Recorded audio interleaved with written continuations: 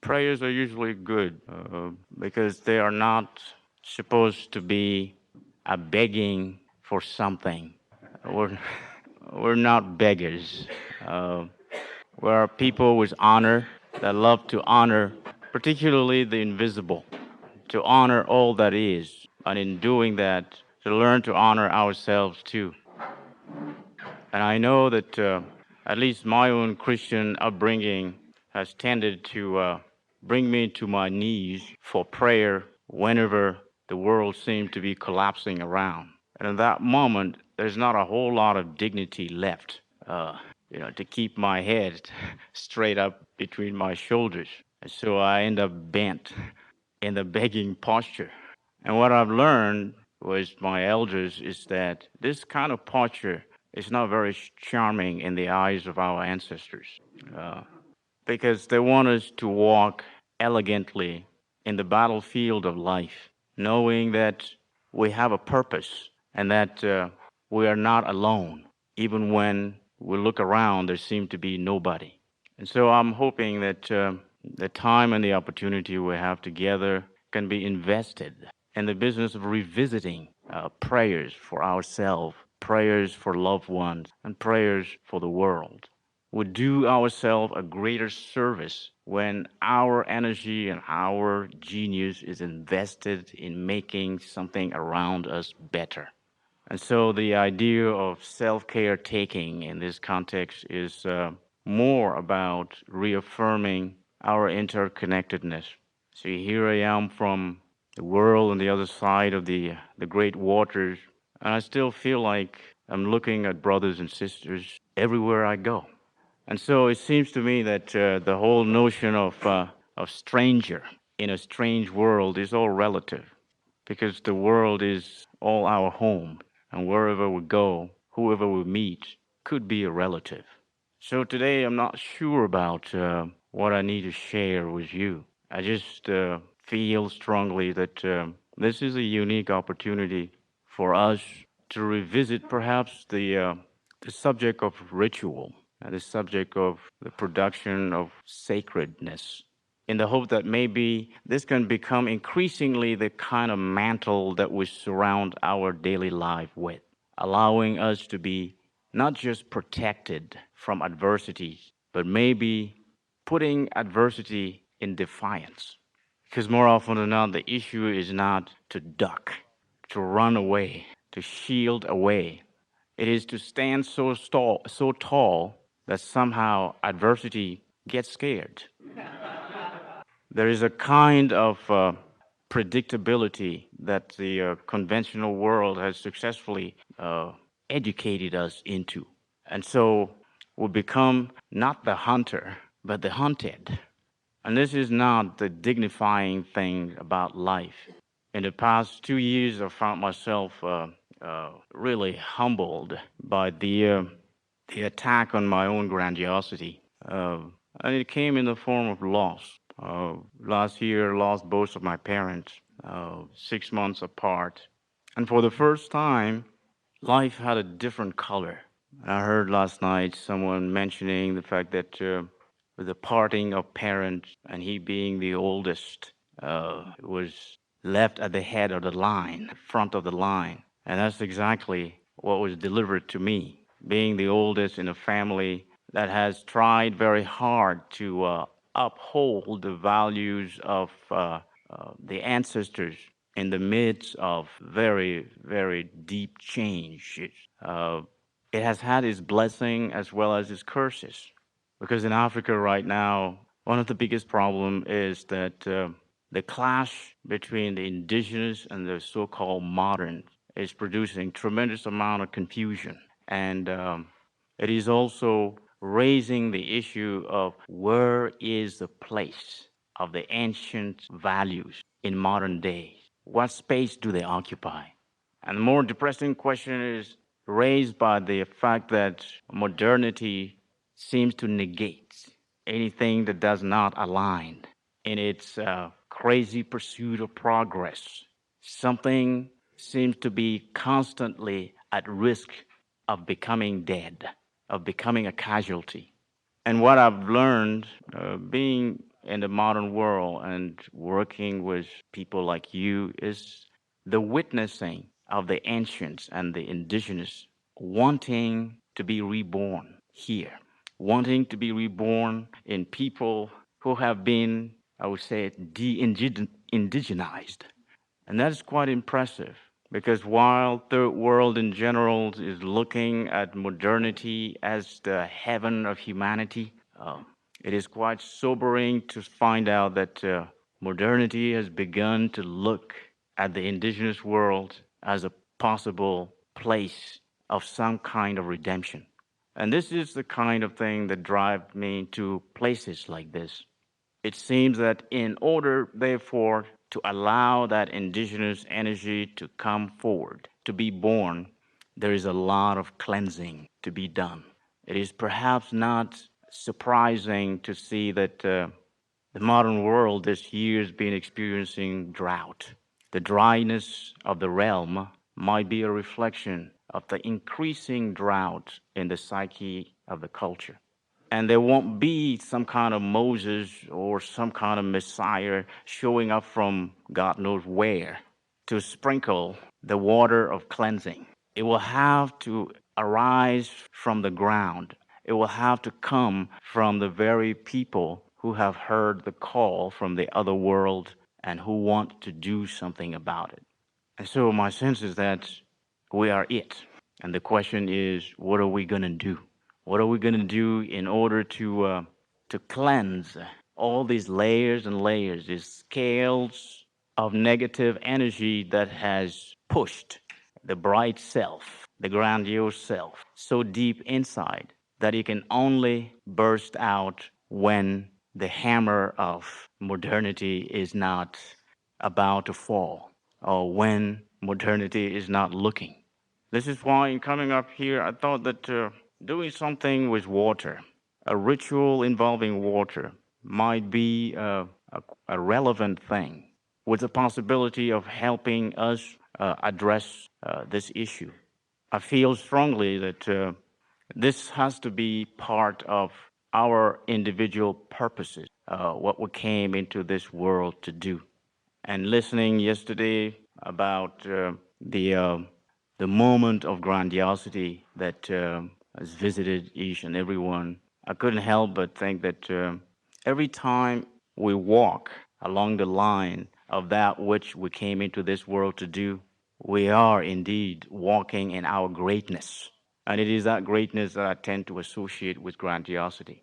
Of course, in a world that is seeming to be so confused, this walk along the line of purpose has the side effect of awakening all kinds of adversities. And this is why I like to say, and I enjoy the idea that you know that you must be doing something right when all hell breaks loose around you. Because the journey to fulfillment of one's purpose is not paved. That road is not paved. And every time there is a renewal of the commitment to embrace that purpose, the earth begins to shake and the world around start to object. And somehow you become the other who is doing the wrong thing, who is contributing to turbulence and confusion. The thing that I love really about my culture is rooted in this the fact that purpose and life are very intimately connected. I'm always reminded of the beauty of all these ceremonies involving just a fetus who is looked at as an entity who has successfully managed to engage in the journey to partake in something in this world to the point that the birthing ceremony becomes the supreme welcoming gesture given to a newborn. And that has always kept me thinking, is the absence of a proper welcome conducive to a life that is disoriented or maybe predictable or something like that? I think of how many in this room were welcomed enthusiastically when they were being born.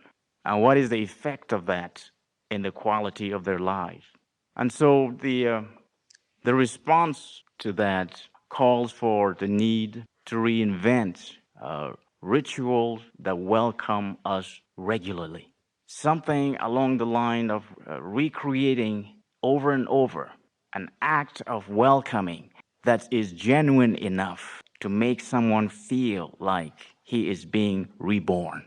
And places such as this are really helpful to at least try to engage our imagination in those areas. And that's why the ritual that I would like to propose for this gathering, I would like him to have a welcoming component, one that make people feel that they're being seen once again. And so I associate it with water because of its spiritual meaning, one that can cleanse, can purify, and at least wash away whatever is hanging on to us that we don't need. And since we have a significant body of water here, that might be the right thing to do. And who knows if we get some water directly from the heavens, since the sky is now dressed up for something like that, it may be a bonus. Meanwhile, I also can't help but think of the life force behind all these trees that are surrounding us and wondering what we can do to respond to whatever call they keep directing at us. This kind of spiritual awareness is really not a denial of reality. It is an effort to broaden our horizons of consciousness, to broaden it in such a way that it makes us a whole lot bigger than we are. That the space that we occupy can melt to occupy a greater realm than the one that we are immediately conscious of. Earlier on this year, I was in Africa and I was involved in this intense ritual of at least giving an ancestral place to my father who died a year ago. And one of the things that I was thinking about was the idea that I have seen in the West that the dead are not given sufficient attention and therefore are still among these trees, on the streets, sometime in the offices. And will make a huge effort to try to live our life as if they're not there. And yet, everywhere I've asked the question, who has not dreamt of a loved one who is dead? Everyone have checked in as having had an experience like that. And it seems to me that this means that this is not an issue that only addresses itself to places that are still so-called indigenous.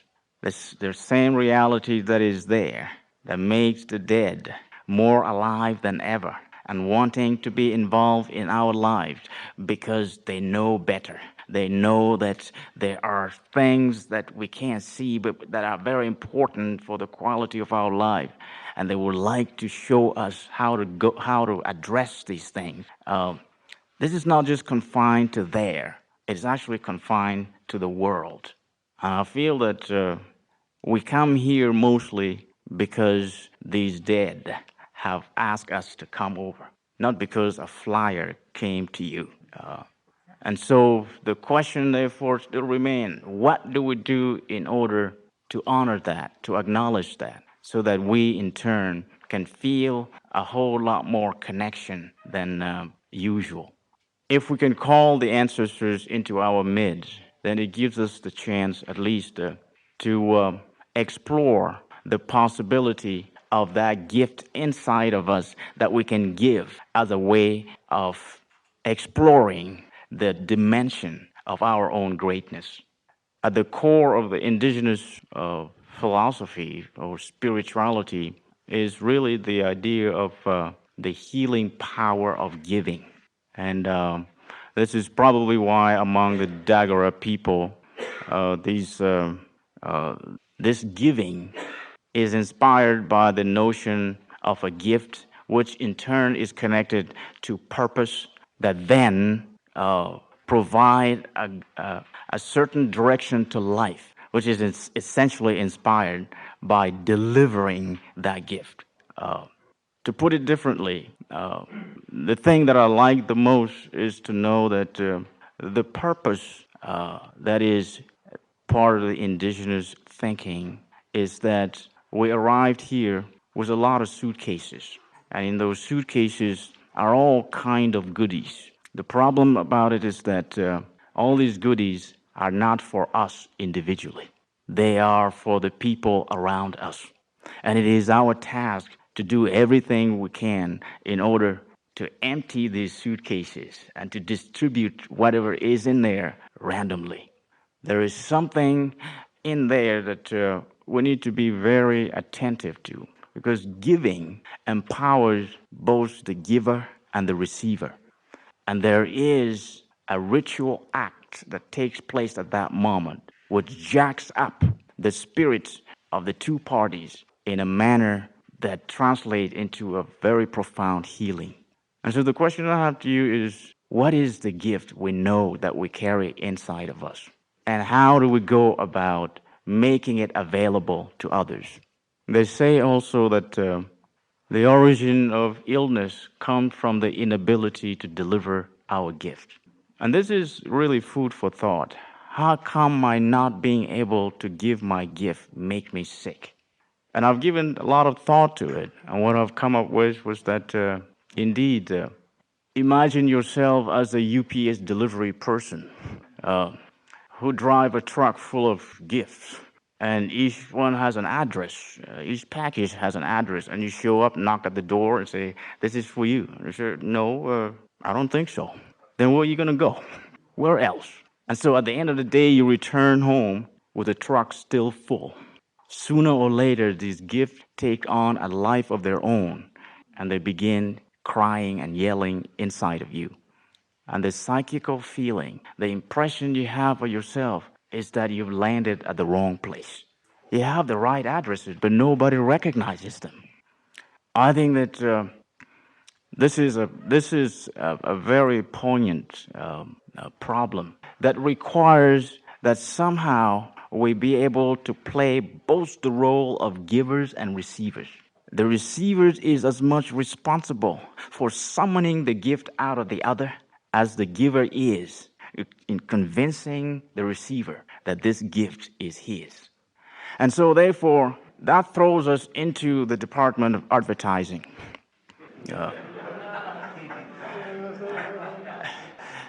How do we drum up enough attention to our gifts so that there is a crowd of receivers showing up to the point where it produces a reverse problem, making you wonder whether you have enough gift to give to all these people?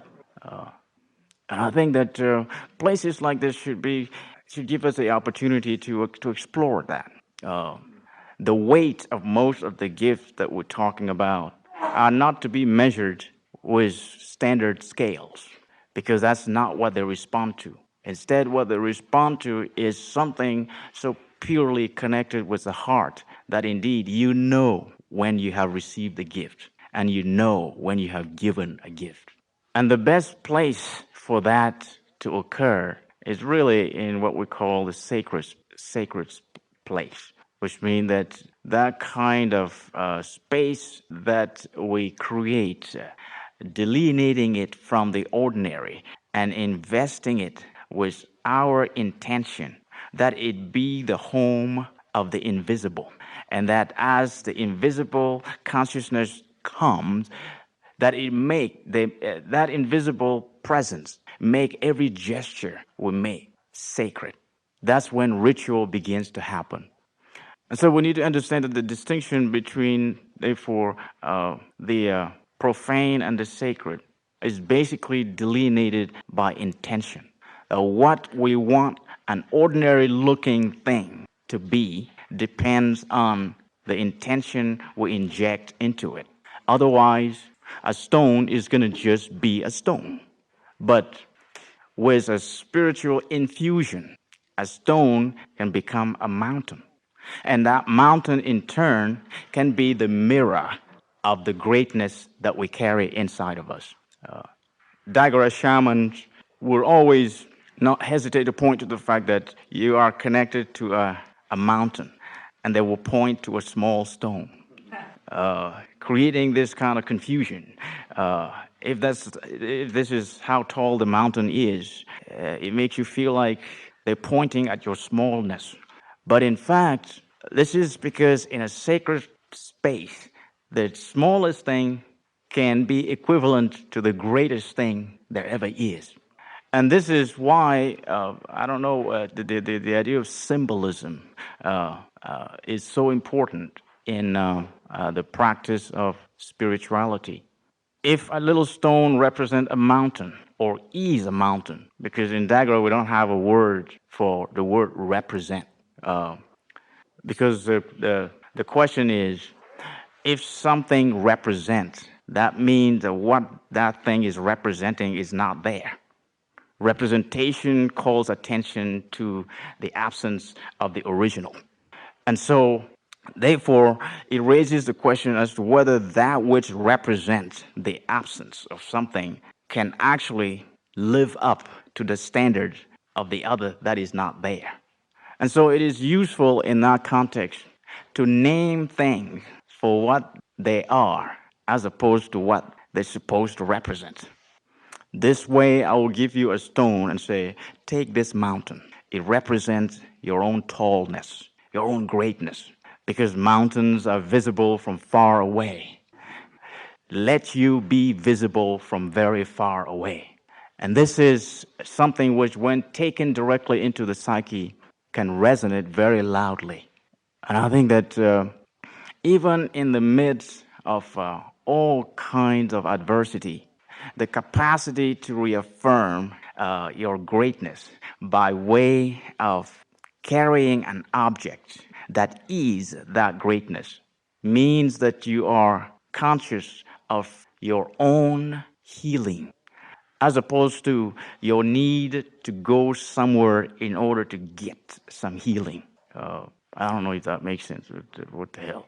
Uh, and so I wanted to throw all these ideas in so that they become food for thought, something that we can then take into sacred space later, where we don't have to explain things in great detail, but where the space can be pointed at and power be given to you to transform it from its ordinary look to its extraordinary capacity, so that in it we can interact with one another in a way that that is constructive, that is healing. And so, with that in mind, I want to stress the fact that the ritual we're going to be doing later on this week needs to be part of an ongoing personal preparation, and in that preparation there will be certain things that you need to constantly keep in mind. What is it that I carry in me that is not mine, that I need to allow the spirit of the water to wash away? What is this that has stuck itself on me, forcing me to be its transport, wherever and however, that I need to get rid of so that I can lose sufficient weight to find my steps in this world lighter? It is important to be able to dwell in this kind of issues, so that by the time we get together, we know that we have a mountain of unwanted energies uh, that we want to wash away, and there is enough water for that. And in doing that, keep in mind that even if it is not for us, someone else will see it later on in a few weeks and will say to you that somehow you have changed. Because change is what we're looking for, indeed. You see, according to the Dagara people, this year is considered a nature year. What does that mean? It's a year of change and transformation. Now, it's important that it be not any change, because any change is not interesting enough. It is important that the change that we want to see happen be the kind of change that we have intentionally crafted. And that's why they say that when you don't steer your own change, change will happen upon you. And more often than not, even when we have delineated the nature of the change that we want to see happen, some other change happen as a direct response to the clarity of our mind. And this is because the other world knows better what change is suitable to us. But wants our participation in it to come in the form of us being able to draft something so that it can supply something else. This is something that calls it's really to the area of the mechanism of ritual, which is like a journey into itself. And as we begin the journey in the form of planning, we are the author of our own making, of what we're making, until we start the ritual itself. At which point, new chauffeurs show up to give us the ride. So that means that we are better off to let everything go, to let the reins off once we enter into sacred space. And before that, we're supposed to take advantage of the fact that we are in charge, because our being in charge stopped at the gate of ritual. It doesn't mean that we have been fired. It's it simply means that we have reached a different level of expertise, and that those we have invoked to come and be with us in this journey are now, I mean, the job is now being transferred to them. And they will do it according to their own style. I'm saying that because more often than not, the event that we attract into our life is sometimes so much in contrast with what we thought was going to happen. And more often than not, the resulting attitude is that somehow we tend to blame ourselves or to reformulate the whole thing in terms of something like maybe we're not quite meant for this. Maybe it was not the right time because I didn't get what I expected. Uh, Not getting what you expected is perhaps the greatest thing that could have happened to you. Because how do you know that what you expect is exactly what is good for you? You know. And so, with regard to the water ritual we're going to do later on, all I want to prep your mind for, your consciousness for, is that we need to be thinking about shedding, about relinquishing, and we need to look at water not as the H2O that science has convinced us about, but as a living entity that has our best interest at hand. And that if we approach that liquidity with a mind that wants, that it becomes almost like a mother that wraps us up with its own freshness, then when it releases us, we will feel a whole lot lighter. Long, long time ago, when I did my last water ritual in my village, well, I didn't like the fact that you would go under the water and stay so long because you can't breathe and you have to wait. Elders are sometimes, borderline cruel about that. But since there are elders, what can you say?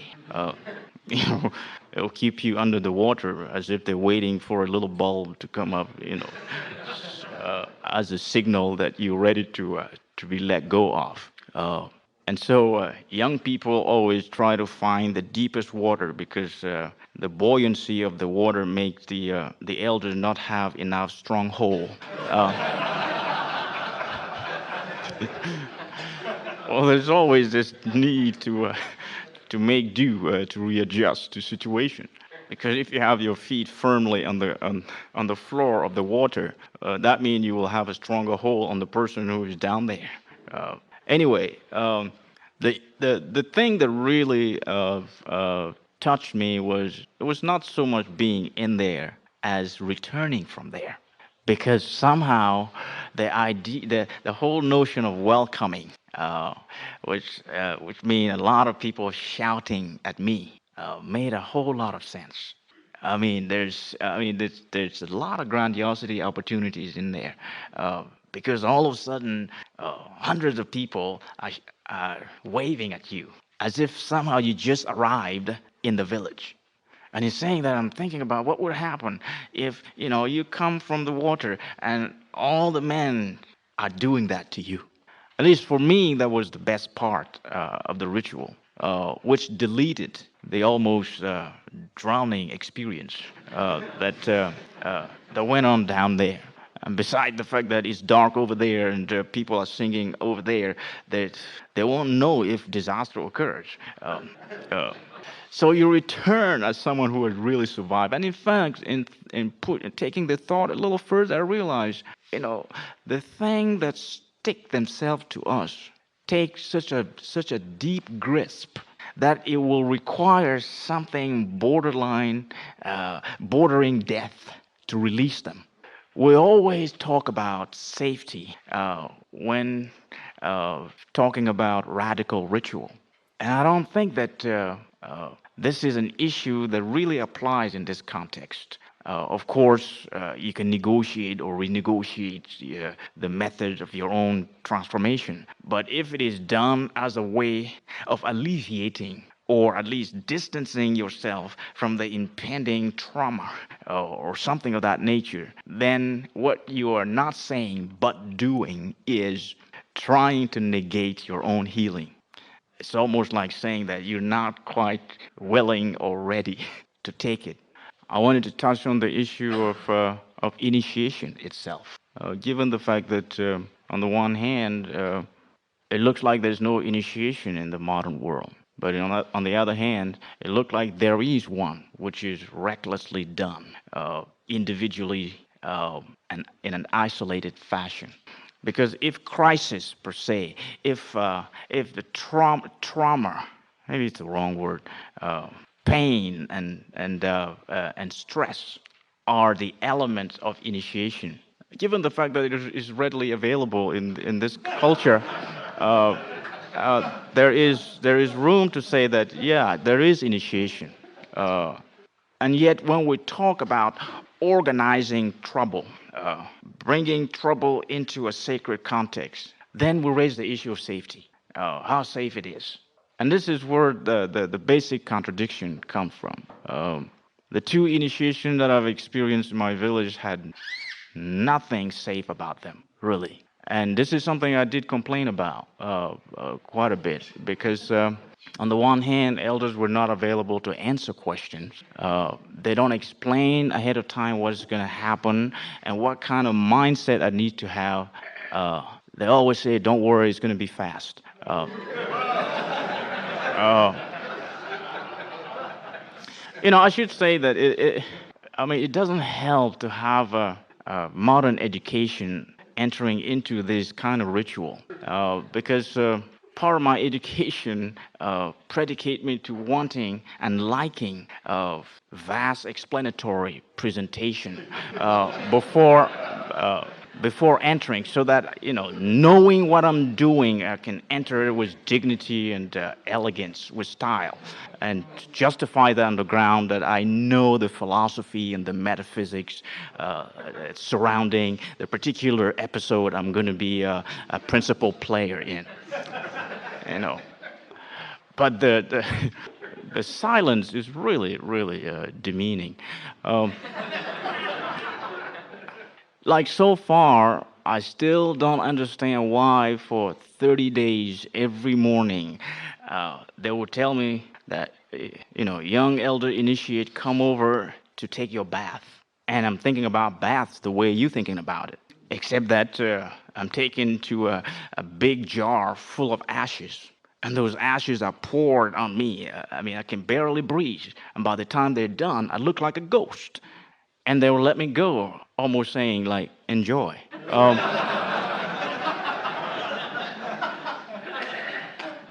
it wouldn't it wouldn't be too bad if the temperature outside were not well over 100, and you know the sweat wets the ashes that turn into some kind of scale on the body, and they're very scratchy.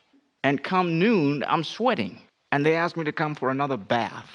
And so after several weeks, a totally different feeling start to occur. For some reason, it's as if my body readjusted to that habit. Not that I was looking forward to it. No, I wasn't looking forward to any bath, and I was starting to get irritated at the idea that they call it a bath. Uh, and all I was interested in is, when am I going to have a real bath? I mean, the one with water, you know. Uh, but this kind of initiation, come with no visitation to the shower room.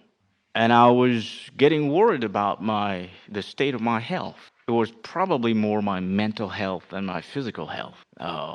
Meanwhile, the presentation in the night of things that you will relate to as magical, that take sleep away and push the body into such an exhaustion that it stopped feeling like exhaustion. It becomes something else. All of that topped with a general silence. Uh, I would say that that's not helping. But that's what initiation really calls attention to. That's what it's about. And it feels to me that if well organized, I hate to say it, but if the experience of stress and pain and challenges of this nature can be cataloged, brought together into one single space with ancestors involved, I wonder what would the result be in this kind of culture. And I've been increasingly interested and concerned about the possibility of initiation, the one that involves a series of radical ritual for people in the modern world who are waking up to the call of the ancestors to take on and to become the keepers of all wisdom.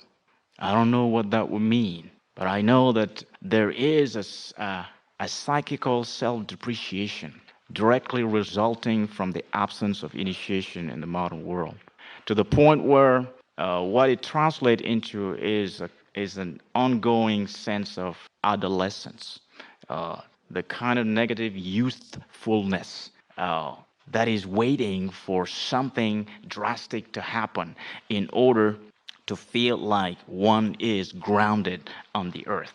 It would be hard for me to say what was the result of all these experiences that I've had.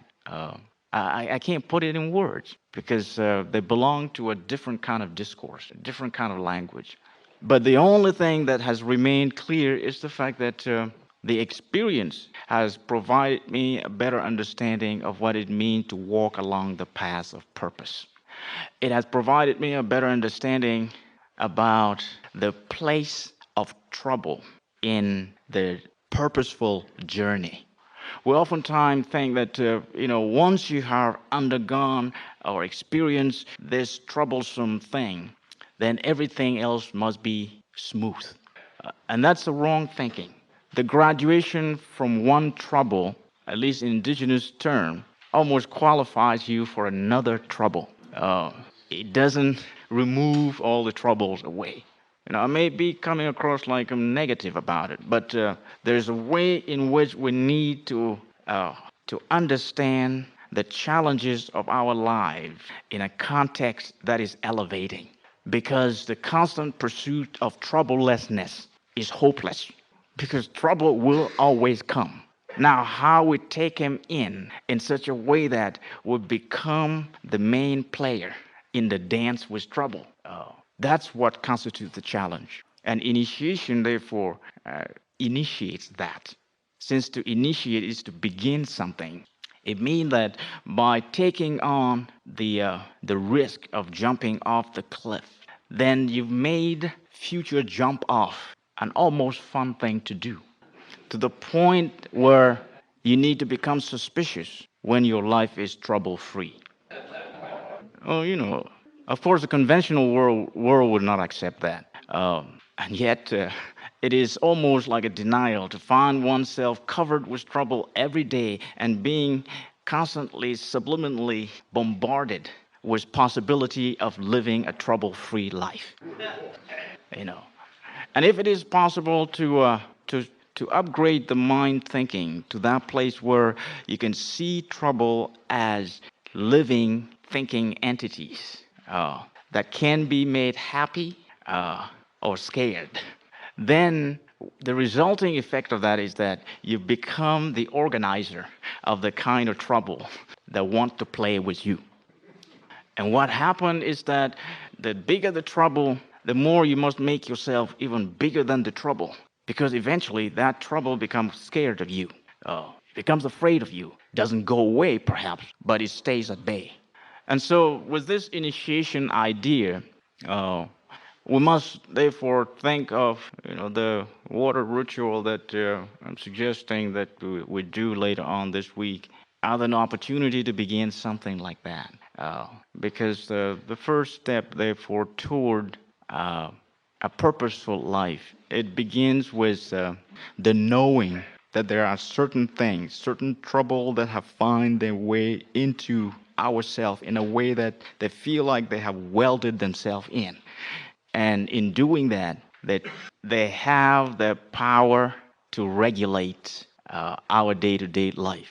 And the idea of disconnecting them from our constitution using the agency of water certainly is a good idea. Uh, and helping each other do that, not waiting for some kind of expert to take you in there, but helping each other do that is actually beginning the kind of thing which later on future generation might take as a blueprint to create something more consistent for others. And this is why, on the subject of initiation, I just want to say that at this juncture we are it. In other words, if initiation has to be compounded into regular discipline, the inventors of that will have to be you. And of course, it has. You will wonder how can an initiated person become a pioneer in the design and implementation of initiation? Well, the truth about it is that if we're waiting for some kind of initiated state to do that, it will never happen. It will not take place in our lifetime. And it seems to me that the first thing to do here is really to acknowledge that by virtue of having lived in this world that long, you have survived many, many initiations. And if it is possible to line them up, then you will realize that there's some kind of consistency in them. And by honoring them that way, it makes it possible to then use that as the basis for thinking about how to help others in a more concerted way. And so, the more, therefore, we involve ourselves with these radical sacred events, the more we're being asked to become the kind of givers that are less interested in credit taking in the immediate. Because in the context in which we live, it is important that those of us who are awake envisage their giving to the world in a way that they don't expect to be honored for it. And this is very difficult because we live in a world in which, if you've done something, you need to be credited for it. Uh, uh, as if somehow it's a transaction that is fair. And the point of it is that the little thing that we do, wherever we do it, however anonymously, to the degree that it contributes to some form of healing, sometimes so far away, so distant, that we cannot even trace our good deed to that positive result. It is important that we put the notion of reward away for now, because this is the kind of thing that delays the delivery of our capacity to heal others.